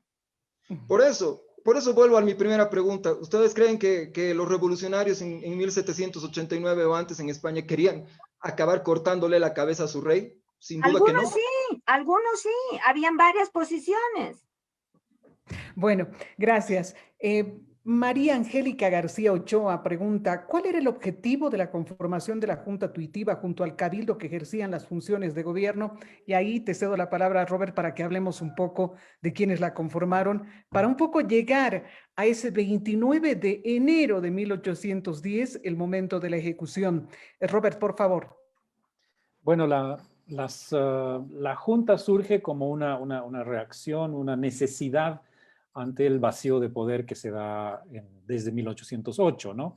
Igual que habían surgido las juntas en México y en España y en Montevideo y en un montón de otros lugares, es este vacío de poder, de la ausencia de un rey español legítimo, lo que hace que se necesite una autoridad, sobre todo, y en este momento en Charcas, porque en Charcas acababa de darse, digamos, prácticamente la decapitación también del poder en la propia audiencia. Esa es el motivo. Es decir, el poder nunca admite un vacío, ¿no? No puede existir vacío de poder.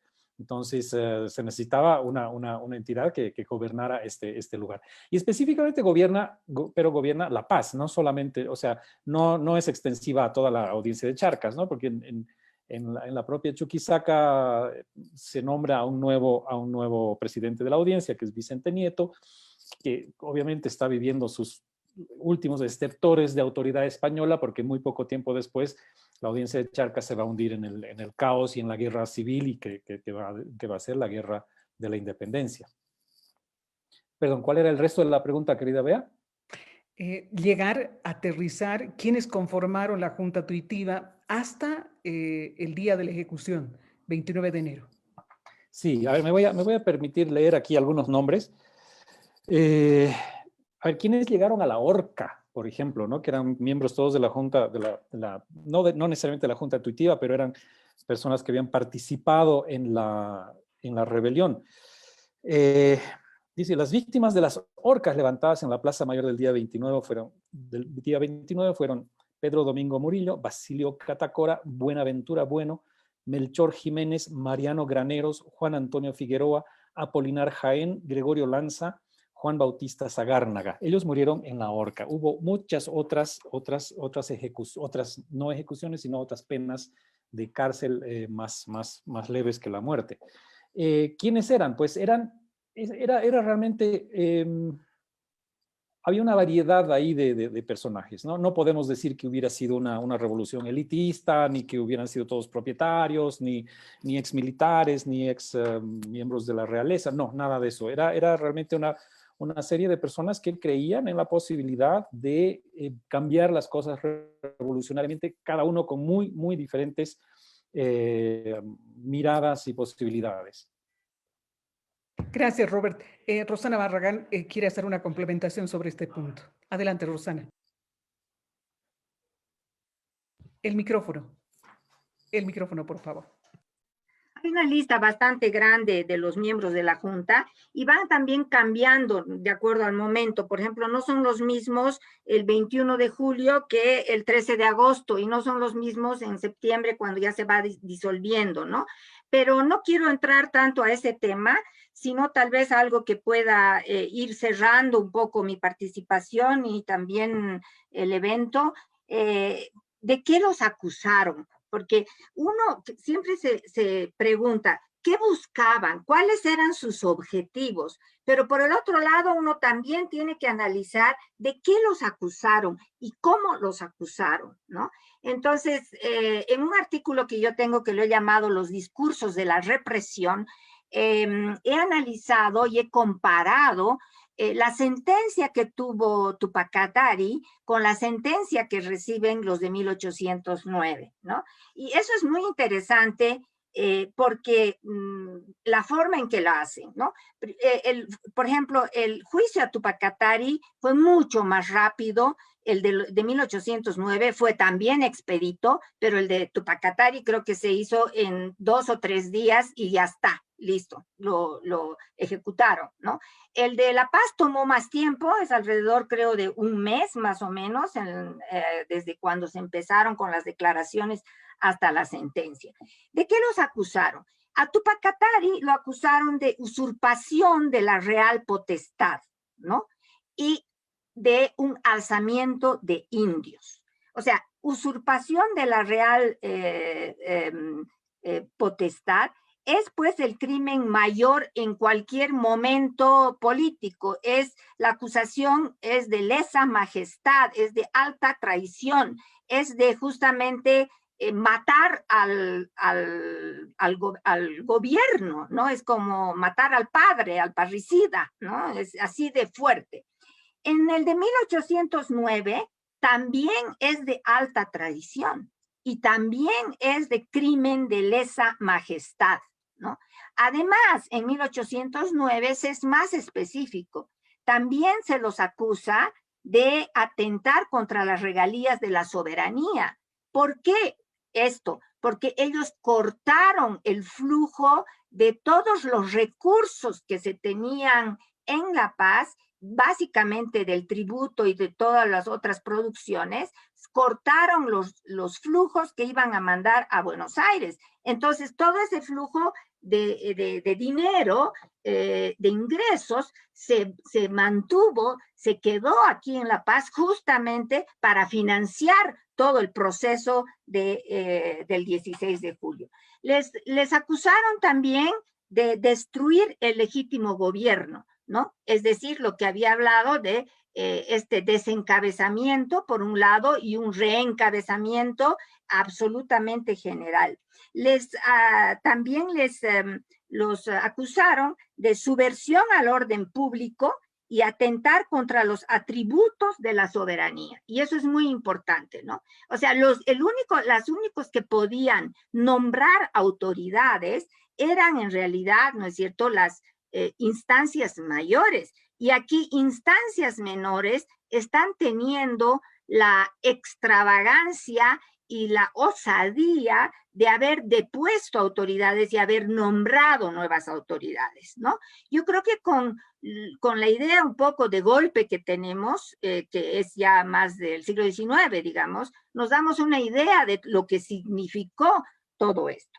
Bueno, ¿cuál es la pena que reciben en ambos casos? En ambos casos la pena pertenece a lo que se llaman las penas de suplicio, es decir, son las peores penas que podían existir, no solo aquí, sino en el mundo, ¿no? Las penas de suplicio.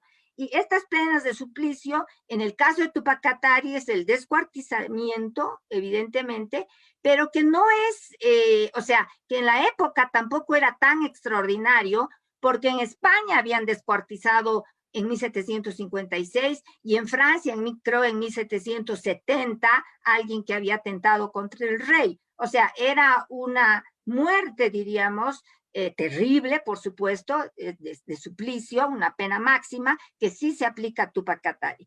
En el caso de los revolucionarios, se declara, ¿no es cierto?, como sabemos, la horca, ¿no? Pero la horca también era parte de las penas de suplicio, y no así, por ejemplo, el garrote, que es otro tipo de muerte. Entonces, hay una sanción y una aplicación de las penas máximas, tanto en 1781, con una pena de suplicio, como en 1809, con otra pena de suplicio.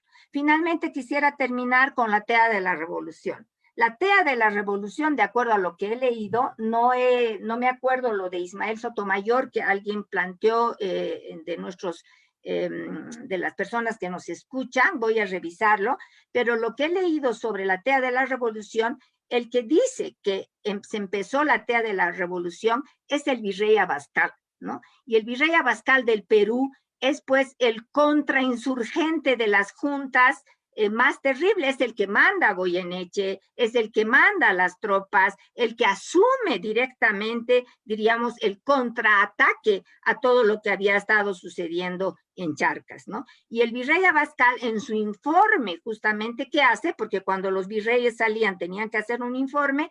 Él habla de que Murillo encendió la TEA de la Revolución. Nada más, gracias. Gracias, Rosana. Iba justo con Jorge Abastoflor con ese tema. El 29 de enero de 1810 no solo se dio la ejecución, con los detalles que dieron a conocer tanto Robert como Rosana, de quienes participaron en la revuelta, sino que dejó una simbología expresada en la TEA, entre comillas, de Murillo. ¿Qué representa esa TEA para posterior? ¿Y qué representa esa TEA en la actualidad, en la perspectiva de base histórica para los paceños que el 29 van a recordar o conmemorar el Día del Heroísmo paceño? Adelante, Jorge, por favor. La TEA es el fuego de la libertad. El fuego de la libertad que no se extingue desde 1809 hasta 1825. Cuando recordemos este 29 de enero, el suplicio y la muerte de Pedro Domingo Murillo y de los demás miembros de la Junta Tuitiva y los que integraron aquella rebelión, también vamos a recordar que el 29 de enero de 1825, José Miguel Lanza, al mando de las tropas de la División de los Valles, ingresa a la ciudad de La Paz y libera la ciudad de La Paz. Y a partir de ese momento ya no vuelve el control realista a territorio paceño. Ese 29 de enero, es decir, son dos fechas en realidad, 29 de enero de 1809, que es el ahorcamiento de los protomártires, los que les llamamos protomártires de la libertad, y 29 de enero de 1825, que es la victoria de la causa de la independencia, de la causa de la libertad, cuando José Miguel Lanza ingresa a la ciudad de La Paz. Son dos fechas las que debemos recordar. Y recordar que la lucha sin solución de continuidad duró 16 años. 16 años. Ahí entran 5 guerras del Chaco y queda todavía espacio. 5 guerras del Chaco y queda todavía espacio. Para que podamos comprender, ¿saben qué? En nuestros establecimientos educativos, enseñamos la Guerra del Pacífico, en la cual participó Bolivia durante un año, en 5 clases en promedio. Mientras que la Guerra de Independencia la enseñamos en 2 clases. En 2 clases enseñamos 16 años de historia de nuestro país. Todavía peor. Todos los países que nos rodean, todos los países de Sudamérica, celebran su nacimiento en el momento en el que se reúne su primera junta de gobierno. En ese momento celebran su independencia, no cuando termina la guerra de independencia en cada país. Por eso es que los argentinos, por ejemplo, celebran todos los años su día patrio el el 25 de mayo, recordando la rebelión del 25 de mayo de 1810, en el momento en el que comienza su guerra de independencia, no cuando termina. Bolivia es el único país que celebra su independencia en el momento en el que termina su guerra de independencia y no en el momento en el que comienza. Y de esa manera le hemos restado 16 años de historia a nuestra patria. Esa es la importancia que tiene este evento y los que vienen entre 1809 y 1825. Y va siendo hora que le demos su justo lugar, especialmente en los establecimientos educativos. Si te tomas 4 o 5 clases para hablar de la Guerra del Pacífico, ¿cuántas clases te tendrías que tomar para hablar acerca de la Guerra de Independencia? La Guerra de Independencia es el proceso político, económico, militar, social, cultural más importante que ha tenido nuestro país en toda su historia. El más importante que la Guerra del Pacífico, más importante que la Guerra del Chaco, más importante que la Revolución del 52, o más importante que cualquier proceso que se les venga a ustedes a la cabeza. La Guerra de Independencia es el proceso más importante que ha experimentado nuestro país y no le damos el justo lugar que se merece, y es hora de comenzar a hacerlo. Gracias, Jorge. Nigel Caspa dice, los conceptos como el de independencia e interpretaciones de acontecimientos cambian a través del tiempo. Esta es una idea abstracta y crucial para avanzar en la comprensión del proceso. Por supuesto, aquello nos confronta con la idea de lo nacional y la historia de manual. Hay que decidir, ¿avanzamos en el entendimiento del proceso y asumimos que algunas cosas no fueron como quisiéramos o reforzamos relatos conmemorativos clásicos? Vale la pena debatirlo y me alegra que lo hayan hecho. Felicidades a quienes hoy están en la exposición. Yo quiero agradecer a la gran cantidad de gente que está mandando sus mensajes. Lastimosamente nos quedaríamos respondiendo las preguntas 3 o 4 horas de la misma. Quiero invitarlos a ustedes a seguir debatiendo esta temática. Mañana a la misma hora, a las 18 horas, tendremos a 3 invitados de primer nivel para poder hablar del rol de la mujer en la lucha de la independencia. Desde 1770 hasta 1825 y por ahí durante mucho más. Quiero en este momento, antes de cederles la palabra para las conclusiones finales, por favor, invitarlos a ustedes que nos están viendo en este momento, que están compartiendo con nosotros este relato apasionante de la historia y las visiones desde distintos puntos de vista, a seguir investigando sobre lo acontecido en esa época de la independencia. Para ello, la Biblioteca Municipal de La Paz está liberando textos importantes, y uno de ellos es el que estamos viendo justamente, que pertenece a María Luisa Saux, La paz en su ausencia, el mundo femenino y familiar en La Paz durante el proceso de la independencia, un resumen de 1780 a 1825. Mañana justamente vamos a hablar de esa temática y una de las invitadas es la autora de este libro, estará Maurice Cazorla. También como parte de los invitados y por supuesto Lupe Cajías. Vamos a ir con el siguiente libro, por favor, Víctor. Otro de los libros que está liberando la Biblioteca Municipal son Las mujeres del tiempo heroico. Es un texto de Luis Crespo dedicado a doña Vicenta, la investigación de doña Vicente Juaristeguino. Mañana en este conversatorio vamos a hablar de la crítica de Luis Crespo para quienes en su momento solamente destacaron la participación masculina en la lucha de la independencia. Vamos al siguiente libro, por favor. Este es un libro que hoy lo hemos liberado y ustedes los pueden encontrar en www.lapaz.bo/culturas/bibliotecas en el capítulo Tesoros. Son los tesoros de la biblioteca. Este, por ejemplo, es un libro editado el año 1940. Este es otro libro, Los diarios de la Revolución del 16 de julio de 1809, y es un resumen de varios autores. Y vamos, por favor, mostrando más detalles del libro, Víctor, por favor. Es un resumen de la visión de 4 autores, 4 investigadores, 4 escritores de su época. Tomás Cotera, a quien se atribuye precisamente parte del escrito de Nicolás Ortiz de Ariñez, de Benjamín Iturri Patiño, de Damaso Bilbao la Vieja. Y uno de los mayores tesoros que, vamos al siguiente, por favor, Víctor, que hemos liberado el día de ayer, que ustedes también lo pueden encontrar, es este manuscrito, Revolución en la Ciudad de La Paz. Es un manuscrito escrito en 1810 que resume lo acontecido desde 1809, lo ha escrito Crispín Díez de Medina. Es un manuscrito. Si vamos avanzando en el detalle, por favor, en el libro, en el texto, miren, es escrito con la mano de Crispín Díez de Medina.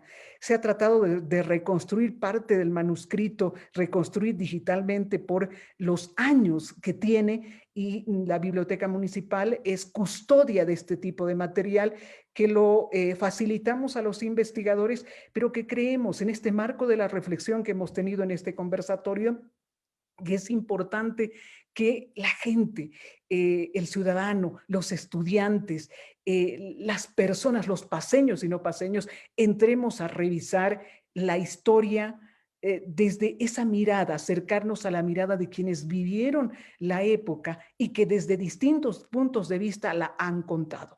Estos son textos que en este momento ya están a disposición de ustedes, lo reitero, en www.lapaz.bo/culturas/biblioteca. Entran a la pestaña Tesoros de la Biblioteca, ahí tendrán la posibilidad de descargar estos libros, joyas de la biblioteca, para que lo tengan presente en su biblioteca digital. Gracias a Víctor por ayudarnos en mostrar estos libros. Y quiero cerrar cediendo la palabra a Robert Brockman en primera instancia con las conclusiones debidas de este encuentro, ya cerrando esta discusión que nos ha tomado prácticamente 2 horas. Robert, y cediéndote la palabra, quiero agradecer de sobremanera ser parte de este conversatorio y hablar, apasionarnos y expresar estas miradas de lo que sentimos los paseños en este día que se acerca, el Día del Heroísmo Paceño. Adelante, Robert. Muchas gracias. Muchas gracias, querida Bea. Yo solo quiero aclarar que yo soy un paceño nacido en Cochabamba, porque yo he vivido toda mi vida en La Paz. Bueno, las conclusiones sobre esto. Yo creo que nuestro primer grito de independencia, así llamado, no me gusta el término, el primer grito de independencia, tiene una tragedia y una virtud, ¿no? La virtud es haber sido el primero, y a la vez esa es su tragedia, porque hay varios historiadores que están de acuerdo en el hecho de que precisamente por haber sido el primero y no haber estado lo suficientemente madura la sociedad para aceptar la idea, fue que fue tan fácil para los españoles el poder reprimir tanto el de Sucre, que después se llamó Sucre, como el de La Paz. Entonces, esa es la desgracia de nuestro primer grito.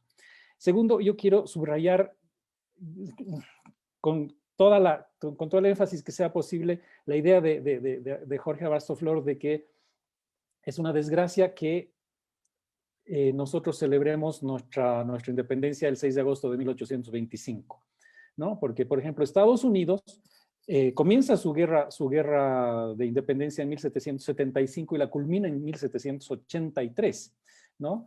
Y si hubieran celebrado ellos su independencia de 1783, la historia sería bastante diferente. A mí me pasaba mucho que en el año 2009, 2010, cuando se celebraban los 200 años de independencia y de libertad, todos los países de América estaban celebrando en esos años y nosotros, claro, recién estábamos recordando el primer grito. Es muy importante, es supremamente importante que le demos la importancia de vida a nuestra primera revolución, y tampoco me gusta el término protomártires, ¿no? Porque son mártires de la independencia, ¿no? Protomártires suena, no sé, a protozoos o una cosa por el estilo. Yo creo que tenemos que dignificar el lenguaje incluso en ese sentido, ¿no? Gloria a nuestros mártires de la independencia. Gloria, Robert, muchas gracias. Rosana, gracias por tu participación y por favor las conclusiones finales de este tema que nos ha apasionado discutir, conversar, dar nuestros puntos de vista en estas 2 horas. Y anticipadamente muchísimas gracias por estar en este panel. Rosana, tu micrófono, por favor. En primer lugar, quisiera agradecer al gobierno municipal, pero sobre todo a la biblioteca municipal, y realmente felicitarles por esta labor que están llevando a cabo, y también por poner todos estos libros magníficos a disposición y libres para que podamos acceder, además de todos los periódicos que han puesto a disposición. Realmente felicitarlos, porque la investigación, la lectura, siempre nos cuestiona, es cuestionadora, nos lleva a pensar, etcétera, etcétera. Estoy también totalmente de acuerdo con la idea planteada por Roberto y por Jorge, que debemos darle muchísima más importancia a todos estos momentos de la guerra de la independencia, pero también yo diría de las rebeliones indígenas. O sea, yo creo que es muy difícil poner un inicio y un final, pero yo creo que los inicios tienen que estar relacionados también a las propias rebeliones indígenas.